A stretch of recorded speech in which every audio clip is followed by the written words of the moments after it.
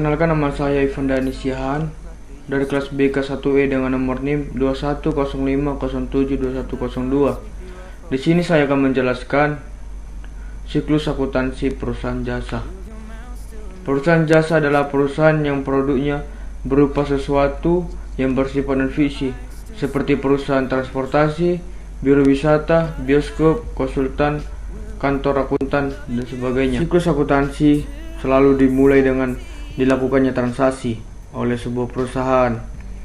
Transaksi yang dilakukan perusahaan jasa harus disertai dengan dokumen transaksi, baik berupa faktur, nota, kuitansi, bukti pengeluaran uang, bukti penerima uang, atau dokumen yang lain. Salah satu aktivitas dalam siklus akuntansi yang cukup menyita waktu dalam tenaga adalah memosting, yaitu proses memindahkan catatan dari akun-akun di buku jurnal ke akun-akun yang sama di buku besar. Terus kita akan masuk ke neraca lajur.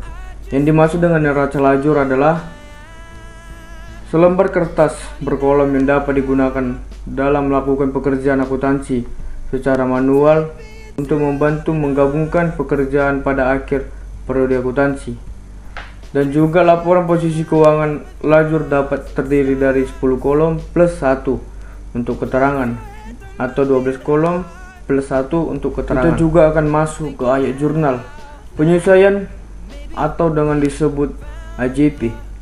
Yang disebut AJP adalah aktivitas untuk mengoreksi akun perkiraan sehingga laporan yang dibuat berdasarkan akun tersebut dapat menunjukkan pendapatan, aset, dan kewajiban yang lebih sesuai. Yang dimaksud dengan laporan laba rugi adalah laporan yang menunjukkan kemampuan perusahaan dalam menghasilkan laba selama satu periode akuntansi atau 1 tahun.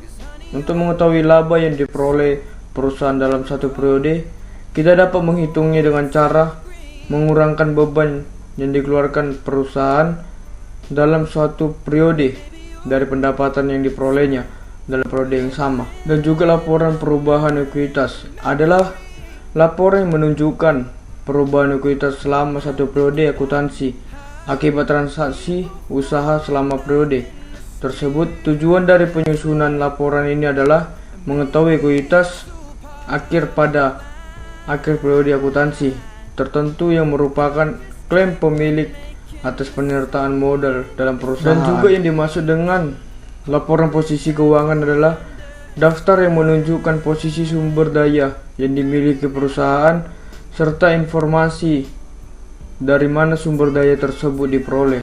Laporan posisi keuangan perusahaan ini dapat disusun dengan memasukkan semua akun aset dalam daftar saldo ke sisi kiri laporan posisi keuangan dan memasukkan semua akun utang dan modal ke sisi kredit laporan posisi keuangan. Penutup adalah aktivitas memindahkan akun-akun nominal atau dengan disebut semua akun laba rugi ke akun real atau semua akun laporan posisi keuangan. Berikut langkah-langkah yang diperlukan dalam membuat ayat-ayat jurnal penutup adalah sebagai berikut.